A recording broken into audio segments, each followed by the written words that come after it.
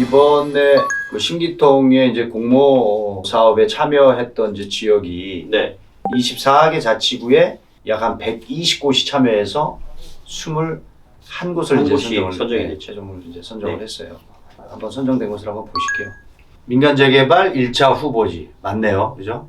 강북 쪽에 더 많이 치중이 되어 있네요, 그죠? 강북, 강서, 강남은 한 군데도 없네요. 그래서 그만큼 서울시의 개발 현황이 강남에 치중이 되어서 흘러갔었고, 이미 이제 강북 지역이나 강서 지역, 기타 지역들은 굉장히 이제 노후화된 주택 지역이 혼재해 있었고, 네. 또 여기에는 이제 이해관계가 많이 섞여 있잖아요, 그죠?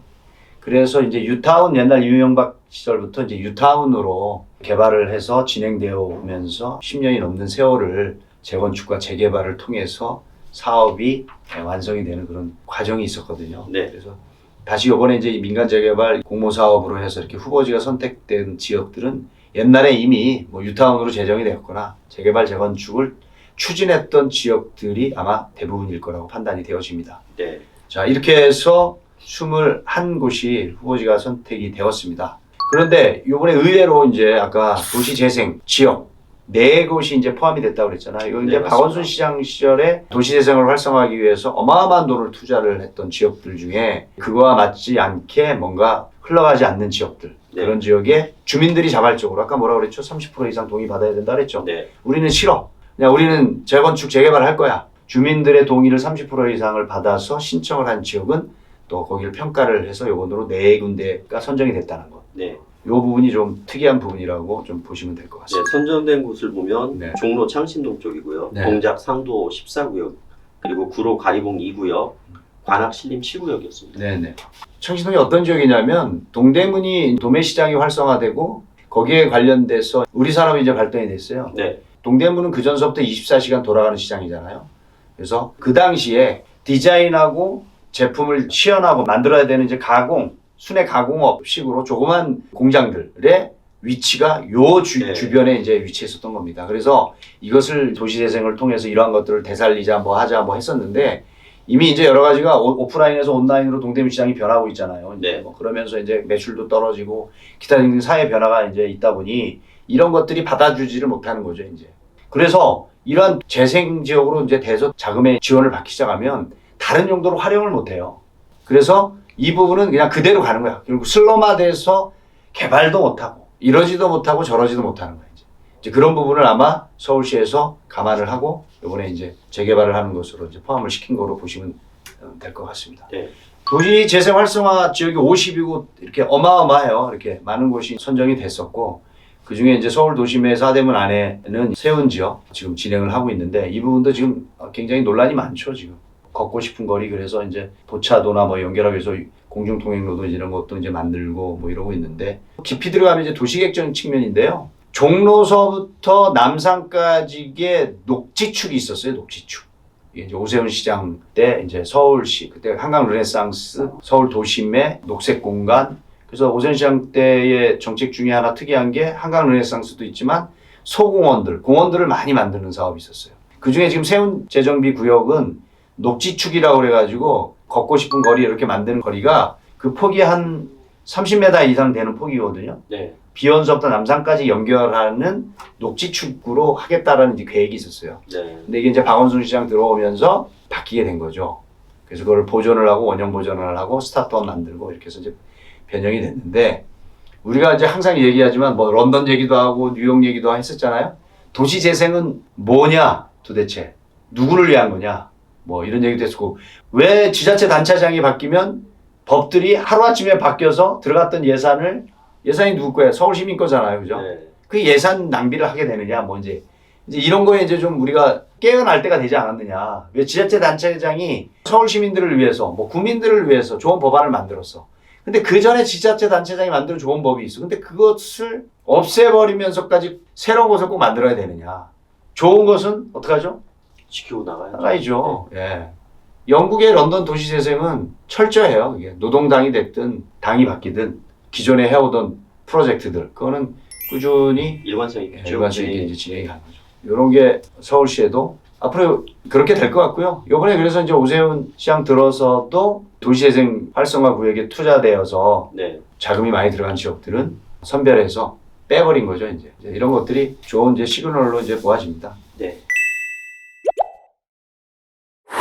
이번 21곳 공모 사업에 이제 선정하는 과정에서 네. 우리 이제 서울시 직원들이 5월 달에 발표했던 정책 완화 6가지서부터 이제 실무 대안을 이렇게 만드는데 네. 굉장히 많은 수고를 해준 걸로 알고 있습니다. 마치 우리 옆 건물이 이제 서울스퀘어 주택공급가가 근무하는 건물인데 오다 가다 식당에서 보면 굉장히 초췌한 모습들이에요. 네. 그래서 고생들 많이 하셨고요. 그래서 이제 저희가 민간 사업자들 입장에서 좀 제한을 좀 해줘야 되잖아요. 네. 그래서 이제 2종 일반 주거 지역 7층 완화 지역에서 종상향을 해주는 지역들 중에 제외된 좀 지역이 있어요. 그 지역이 어떤 거냐면 이제 정책상 도시관리 및 보존이 필요한 지역. 그래서 이제 서울시 정책상 도시관리 및 보존이 필요한 지역이라 해서 아래 표에 보시면 구릉지라든지 네. 구릉지는 이제 표고로부터 40m 이상, 경사도가 10도 이상 되는 지역. 네. 이 지역은 서울시의 강남을 가면 제일 많은 것 같아요. 일단은 해남로 주변으로, 그러니까 안쪽으로 강북 쪽으로 넘어가는 도로 쪽은 선릉서부터 쭉 보시면 경기고등학교 넘어가는, 그러니까 산이 많아. 옛날로 치면 다 산들이었잖아요, 강남이. 네. 그렇죠. 그러니까 평평한 지역 쭉 이렇게 해서 메인 도로가 형성이 되고 나머지 간선도로 넘어갈 때는 항상 언덕길을 넘어가는 듯한 느낌 느끼시죠? 그게 강남의 테헤란로는 간선도로변으로 노선 상업지역이 이제 결정이 돼버리고요. 그 뒤는 종이 이제 떨어져 버려요, 갑자기. 2종에서 1종으로 확 떨어지는 데도 있어. 보통 우리가 그 전에 도시계획체계가 뭐라 그랬죠? 상업지역이 있으면 준주거, 네. 준주거 다음에 3종, 3종 다음에 2종, 1종, 뭐 자연녹지 이런 것들이 좀 밸런스가 있게 이렇게 배치가 돼야 되는데 서울의 도시계획의 체계를 보면 옛날에 이제 처음에 초창기에는 우리가 뭐 고층 건물이 필요했겠어요? 그 다음에 전철도 없었을 때, 버스 타고 다니고 뭐 이랬을 때 그럴 때는 이제 그런 체계가 없었으니까 신장로라고 그러죠. 메인 도로가 만들어지면 당연히 그 앞에 상점이 들어주고 현대 문명이 근대 문명이 들어오면서 일본의 도시계획, 미국의 도시계획, 뭐 영국의 도시계획 이런 것들이 이제 믹스가 되고 우리는 이제 일본이나 미국 쪽을 많이 따라갔죠. 그래서 이제 미국 체계를 많이 따라가는 것 같아요. 그런데 이제 그런 것들이 갑자기 급성장을 하면서 우리 대한민국의 경제력이 급성장이 되면서 갑자기 상업적이 필요하게 되고 전철역이 생기고 뭐 이러다 보니까 뭐 노선 상업이라는 걸 만들게 되고 네. 그러니까 어떻게 보면 시대의 변화에 맞게끔 도시계획이 그때그때 급조됐다고 보시면 되는 거예요. 그런데 이거를 무슨 정통적인 도시계획인 것 마냥 이거를 이야기하는 거는 좀 실무자 입장에서 네. 좀 안 맞는 것 같고요. 지금은 상업지역에 어떤 핵심이 형성이 돼서 이게 이제 꽉 숨통이 막혀 있잖아요. 그러면 이제 좀 더 넓혀가야 되잖아. 그렇다면 주변에 이종으로 떨어진 지역을 준주거나 근린상업지역이나 뭔가 좀 흡수를 해서 여기에 폭발적인 이러한 수요들을 잡아서 완화를 해서 좀 넓혀가야 되는 거 아니냐. 현 업무에 종사하는 우리들의 어떤 생각이고요. 그런데 이제 이러한 법들이 이제 오래전에 만들어진 거예요. 그래서 지금 강남에 상업지역이 지금 팽창을 하고 재개발이나 재건축 그래도 이제 강남 같은 경우에는 체계적인 도시관리 체계에 의해서 만들어진 신도시잖아요. 그죠? 옛날에. 그래서 굉장히 격자형의 강남을 가보시면 알겠지만 굉장히 체계적이에요. 그죠? 도시가 격자형으로 딱딱딱 쪼개져 있어. 그런데 그 안에 이렇게 구릉지도 있고 또 한강변에 이제 쭉 아파트로 다 들었잖아. 그 네. 외에 이제 그렇지 않은 부분들 있죠. 그렇지만 이미 아파트가 다 들어섰어. 그리고 거기에 일종 일반 주거 지역이 이제 남아있는 지역들이 있어. 이제 이 지역은 도시 계획 체계를 종변경을 한다는 것은 특혜 사항이나 이 주민들의 어떤 이권이나 이런 게 굉장히 민감하기 때문에 이걸 쉽게 바꾸기가 쉽지가 않아요. 네. 그래서 이걸 바꾼다라는 것은 이렇게 지금 신기통처럼 국가에서 필요로 하고 긴급하게 요청되는 이런 법들이 만들어질 때 이런 것들을 좀 체계적으로 좀 정비를 해야 되지 않느냐. 이제 저는 네. 이런 생각을 해봅니다.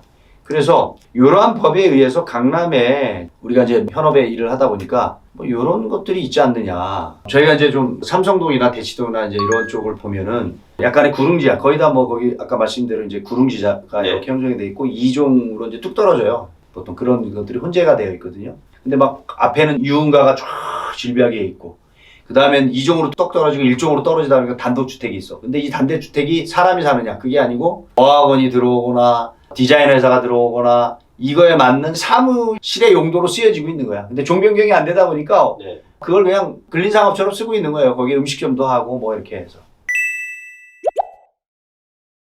이런 것들이 이제 이렇게 그 전에 만들어졌던 어떤 제한 정책, 규제 정책에 의해서 이제 요번 신기통에 이제 못 들어오는 거예요. 그래서 이런 것들을 서울시 도시계획심의나 뭐 이런 걸 통해서 구에서 올리면 이제 어차피 뭐 시에서 이제 결정해야 될 것들이니까 이런 것들을 좀 더 완화 정책을 써서 주택 공급을 하는데 필요한 지역으로 좀 선정을 하는 게 어떻겠느냐. 그래서 요게 삼성동, 대치동, 쫙 올라가면서 논현동 이런 지역이 꽤 산재해 있어요, 강남은. 그러니까 그런 거 좀 한번 서울시에서 이렇게 좀 고려를 좀 해줬으면 좋겠다라는 게 우리들의 생각이고요. 네. 그다음에 이제 이 신기통법이 빠른 시간 내에 만들어졌어요. 규제를 하는 법도 빠르게 만들어졌어요. 그러니까 주택 가격이 상승된 이 5년은 우리가 말하는 춘추 전국시대. 완전히 규제 정책과 완화 정책이 혼재되어 있는 굉장히 혼란스러운 주택 시장이었다라고 판단이 되어지는데, 자, 이제부터는 그동안 4, 5년은 규제 정책의 일로를 꾸준하게 달려왔어요. 그래서 거기에 나온 어떤 파급 효과들을 우리가 이제 메모리하고 있죠. 자, 지금부터는 완화 정책으로 갑니다. 맞죠? 공공주도형 재개발 재건축 완화 정책이죠. 그 다음에 요번에 진행하는 오세훈 시장의 신기통도 완화 정책이죠. 네. 자, 그럼 완화 정책 이후에 주택 가격이 어떻게 변화가 되는지, 그 다음에 주택 시장에서 어떤 현상들이 벌어지는지 궁금하지 않습니까? 한번 기대해 보시죠. 오늘 여기까지 하시죠. 자, 오늘은 서울시가 주도하고 있는 신속 통합 기획 주택 정책 부분에 대해서 얘기를 나눠봤습니다. 오늘은 여기까지입니다. 여러분 건강하십시오. 고맙습니다.